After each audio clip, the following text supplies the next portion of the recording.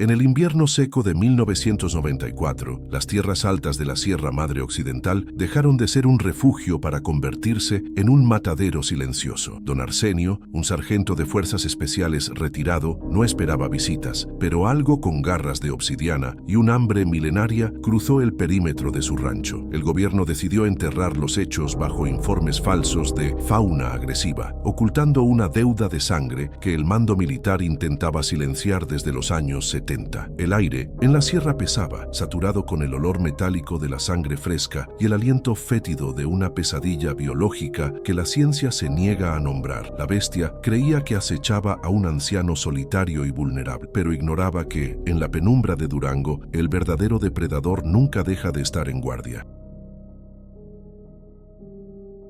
El frío en las tierras altas de Durango no es un clima, sino una sentencia que cala hasta el tuétano de los huesos endurecidos. En el invierno seco de 1994, la Sierra Madre Occidental se viste con un manto de sombras densas que devoran la luz del sol mucho antes de que el reloj marque las 4 de la tarde. Don Arsenio despierta en la penumbra de su rancho austero, sintiendo el peso de los 68 años en cada articulación, pero manteniendo la rigidez de un sargento de las fuerzas especiales que nunca abandonó el frente de batalla. Sus manos, marcadas por cicatrices de pólvora y el rigor del campo, se mueven con una precisión mecánica mientras prepara el café a las 4 de la mañana, siguiendo un horario que la indisciplina del tiempo civil jamás logró corromper ni debilitar. Suscríbete ahora para no perderte esta historia de supervivencia táctica y comenta qué harías tú si algo acechara en la oscuridad de la Sierra Mexicana. La disciplina de Arsenio es un muro de contención contra la decrepitud y el olvido que suele consumir a los hombres solitarios en las montañas. El café humeante es el primer acto de un ritual castrense que incluye la revisión minuciosa de cada cerrojo y la inspección de los perímetros exteriores de su propiedad. En la penumbra de la cocina, las sombras parecen cobrar vida, pero el exmilitar no permite que la imaginación dicte sus emociones, confiando únicamente en lo que sus sentidos entrenados pueden verificar con certeza absoluta. Cada movimiento está calculado para minimizar el ruido y maximizar la eficiencia, reflejando una vida dedicada a la vigilancia y al combate en los terrenos más hostiles que la geografía nacional puede ofrecer a sus soldados de élite. Sobre la mesa de madera rústica, el fusil de precisión Remington 700 modificado descansa como un animal dormido pero letal, con su culata de polímero desgastada por décadas de uso constante. Arsenio limpia el cañón con una parsimonia que raya en lo religioso, asegurándose de que ninguna mota de polvo interfiera con la trayectoria de la bala cuando el momento de la verdad se presente inevitablemente. Esta arma no es una simple herramienta de caza, sino una extensión de su propio cuerpo y de su voluntad inquebrantable de sobrevivir en un entorno que no perdona la más mínima negligencia o error táctico. El sargento conoce cada gramo de peso de su fusil, la resistencia exacta del gatillo y la claridad de la óptica que le permite ver la muerte antes de que ésta sea consciente de su propia y trágica existencia cercana. Al lado del rifle, la daga de combate Kavar, herencia de su época de servicio en el Grupo Aeromóvil de Fuerzas Especiales, brilla con un filo que podría cortar el aire mismo. Arsenio la enfunda en su muslo con una familiaridad que evoca misiones olvidadas en las selvas del sur, donde el acero era la única diferencia entre el regreso a casa y el olvido en una fosa común sin nombre. La hoja de carbono ha sido afilada tantas veces que su perfil es ahora más delgado, pero su integridad estructural permanece intacta, lista para perforar cuero, músculo y hueso con la fuerza de un brazo que aún conserva la potencia de su juventud guerrera. Para el viejo sargento, las armas son los únicos diálogos honestos que un hombre puede tener con un mundo que se ha vuelto suave, ruidoso y peligrosamente desprovisto de un propósito real. En un rincón de la estancia, Baluarte, un imponente perro de presa canario de 1960 kilos, observa cada movimiento de su amo con una devoción silenciosa y una atención depredadora. El can es un bloque de músculo hercúleo, con una cabeza ancha y mandíbulas diseñadas por la naturaleza para esmagar fémures con la misma facilidad con la que se quiebra una rama seca en el bosque. Su pelaje atigrado se funde con las sombras del rancho, convirtiéndolo en un guardián casi invisible hasta que decide manifestar su presencia con una violencia física que pocos seres vivos podrían resistir o incluso imaginar. Baluarte no ladra ladra para advertir a los intrusos, pues Arsenio lo entrenó para atacar con un silencio sepulcral, priorizando la eficacia de la neutralización sobre cualquier despliegue innecesario de ferocidad auditiva que pudiera alertar a otros posibles enemigos ocultos. El entrenamiento del animal fue una extensión de las tácticas militares de Arsenio, enfocándose en la emboscada y en el control de los puntos vitales del oponente en situaciones de combate cercano. Baluarte entiende las señales manuales del sargento sin necesidad de una sola palabra, moviéndose en perfecta sincronía con el veterano durante las patrullas nocturnas que realizan alrededor del terreno escarpado del rancho. La fuerza del can es tal que puede derribar a un hombre adulto y mantenerlo inmovilizado con una presión de mandíbula que garantiza la rotura inmediata de tejidos y estructuras óseas fundamentales para la movilidad. Existe un entendimiento profundo entre el hombre y la bestia, una complicidad forjada en la soledad de la sierra y en la desconfianza mutua hacia cualquier entidad que no pertenezca al círculo íntimo de su pequeña fortaleza de piedra, madera y voluntad. El aislamiento del rancho en las tierras altas de Durango es absoluto, situándose a 10 horas de camino accidentado de la población más cercana, un pueblo que apenas figura en los mapas oficiales. Las comunicaciones por radio son un lujo que Arsenio rara vez disfruta, ya que el magnetismo natural de las montañas y la densidad de los bosques de pinos interrumpen frecuentemente cualquier señal electrónica externa. Este retiro no es un acto de misantropía, sino una elección táctica para un hombre que sabe demasiado sobre los secretos que el Estado prefiere mantener enterrados bajo capas de burocracia y mentiras convenientes. En este rincón olvidado del mundo, la única ley que rige es la de la naturaleza y la del fusil, una realidad que el sargento abraza con la tranquilidad de quien ya no tiene nada que demostrar. El paisaje que rodea la propiedad está compuesto por cañones profundos y laderas empinadas donde los pinos crecen tan juntos que la luz del sol rara vez toca el suelo cubierto de agujas secas. El aire en estas altitudes es tan rarefacto que cada respiración se siente como un esfuerzo consciente, cargado con el aroma penetrante de la resina, la madera podrida y la tierra congelada por el invierno. Arsenio conoce cada sendero, cada cueva y cada saliente de roca como si fueran las cicatrices de su propia piel, habiendo mapeado el terreno con la precisión de un explorador militar de élite. Para cualquier forastero, este entorno sería una trampa mortal de desorientación y fatiga, pero para el dueño del rancho es el tablero de juego donde siempre mantiene la ventaja estratégica y el control operacional total. Mientras los habitantes de las aldeas lejanas susurran historias sobre el mal de ojo y antiguos pactos de sangre que las tribus rurales realizaban con entidades del bosque, Arsenio prefiere confiar en la balística. El miedo no es para él una superstición irracional, sino una herramienta de supervivencia que mantiene los sentidos alerta y el dedo índice cerca del guardamonte de su arma principal de combate. El sargento ha visto cosas en su carrera que harían que los mitos locales parecieran cuentos infantiles, por lo que su enfoque ante lo desconocido es siempre pragmático, táctico y desprovisto de cualquier asomo de pavor místico. La atmósfera de la sierra es pesada, cargada de una tensión latente que parece sugerir que algo muy antiguo y muy hambriento observa desde la espesura, esperando un momento de debilidad humana para reclamar su territorio. Al caer la tarde, el veterano realiza su última verificación del perímetro, observando cómo las sombras de los árboles se alargan como dedos negros sobre la tierra endurecida por el frío incipiente del invierno. Baluarte camina a su lado, con las orejas erguidas y la nariz captando cada rastro olfativo que el viento transporta desde las profundidades de los barrancos inexplorados de la sierra de Durango. Arsenio nota una inquietud inusual en el comportamiento del perro, una tensión en los músculos del lomo que no responde a la presencia de coyotes o pumas comunes en la región boscosa. El sol desaparece tras las cumbres, dejando un rastro carmesí que parece un presagio de la violencia que está por desatarse, mientras el sargento ajusta la correa de su Remington, sintiendo que la paz de su reclusión está a punto de ser destruida. El alba de aquel martes trajo un silencio que no pertenecía a la montaña, una quietud densa que hizo que Arsenio apretara el Remington antes de cruzar el umbral del corral. Al llegar al espacio donde descansaba su caballo de carga, un animal de media tonelada curtido en 1000 batallas contra el terreno, el sargento se detuvo ante una visión que desafiaba la lógica biológica. El animal no estaba en su puesto, había sido arrastrado fuera de la estructura con una fuerza descomunal que dejó surcos profundos en la tierra congelada y marcas de un ataque relámpago. Sus ojos entrenados escanearon el suelo buscando el rastro de la carnicería, mientras Baluarte permanecía en alerta máxima. forma, con el vello del lomo erizado y los colmillos al descubierto en un gesto de ferocidad controlada. El rastro de sangre era un camino oscuro hacia el viejo roble de la entrada que marcaba el inicio del bosque. Siguiendo el rastro de fluido carmesí, Arsenio levantó la vista hacia las ramas de un roble centenario, situadas a más de 4 metros de altura del suelo. Allí, colgado con una precisión macabra que helaba la sangre del veterano más curtido, se encontraba el cadáver de su caballo, con la columna vertebral expuesta y los órganos internos colgando como cortinas de carne fresca. Ningún depredador conocido en la Sierra Madre Occidental, ni el puma más grande, ni el oso más hambriento, poseía la fuerza necesaria para izar tal peso a esa altura, sin destrozar por completo la integridad estructural del árbol o del propio animal. El corte en el vientre era limpio, hecho por garras que funcionaban como bisturíes de obsidiana, dejando claro que el perpetrador no buscaba alimento, sino enviar un mensaje de dominio absoluto sobre el territorio que el sargento consideraba su santuario personal y privado en la montaña. El olor metálico del hierro en la sangre fresca se mezcló con el aroma resinoso de los pinos, creando un perfume nauseabundo, que activó de inmediato las respuestas fisiológicas del exmilitar. En ese momento, Arsenio sintió un espasmo violento en su mano derecha, un temblor residual de las viejas heridas de combate que solo aparecía cuando su cerebro procesaba una amenaza de nivel existencial inminente. Sus pupilas se dilataron, captando cada detalle de la escena con una claridad hiperrealista, mientras su ritmo cardíaco se estabilizaba en una cadencia de combate fría y analítica que le permitía suprimir el pánico natural de cualquier ser humano ante lo imposible. El sargento reconoció ese patrón de violencia. Era una firma de muerte que había intentado olvidar durante más de 2 décadas, enterrándola bajo capas de rutina militar y aislamiento voluntario en las profundidades de la Sierra de Durango, lejos de la civilización y sus horrores cotidianos. El sudor frío comenzó a bajar por su nuca, a pesar de que la temperatura ambiente rozaba los varios grados bajo cero en aquella mañana de invierno seco. Este era el despertar del pasado, un recordatorio físico de que las pesadillas de los años 70 no se habían desvanecido en la niebla de la historia oficial, sino que habían estado hibernando en los rincones más oscuros de la geografía nacional. Arsenio sintió un vacío en el estómago, una náusea táctica que los instructores de las fuerzas especiales describían como el preludio del enfrentamiento final contra un enemigo superior en fuerza y ferocidad pura. Cada músculo de su cuerpo de 68 años se tensó, recuperando una agilidad que parecía perdida, mientras su mente empezaba a trazar un perímetro de seguridad alrededor de su posición actual, evaluando coberturas, líneas de fuego y rutas de escape que su instinto de supervivencia dictaba de forma automática. Baluarte emitió un gruñido sordo, una vibración que Arsenio sintió más en sus propios huesos que en sus oídos, señalando hacia el pozo de agua que abastecía al rancho durante las épocas de sequía extrema. El sargento se desplazó con cautela, manteniendo el Remington en posición de disparo desde la cadera, mientras su mirada se fijaba en el barro húmedo que rodeaba la base del pozo de piedra antigua. Allí, impresa con una claridad aterradora, se encontraba una huella que no correspondía a ninguna especie, catalogada por la biología convencional o los manuales de rastreo de las Fuerzas Armadas mexicanas. La marca mostraba 5 dedos largos terminados en garras profundas que se habían hundido varios centímetros en el suelo, indicando una masa corporal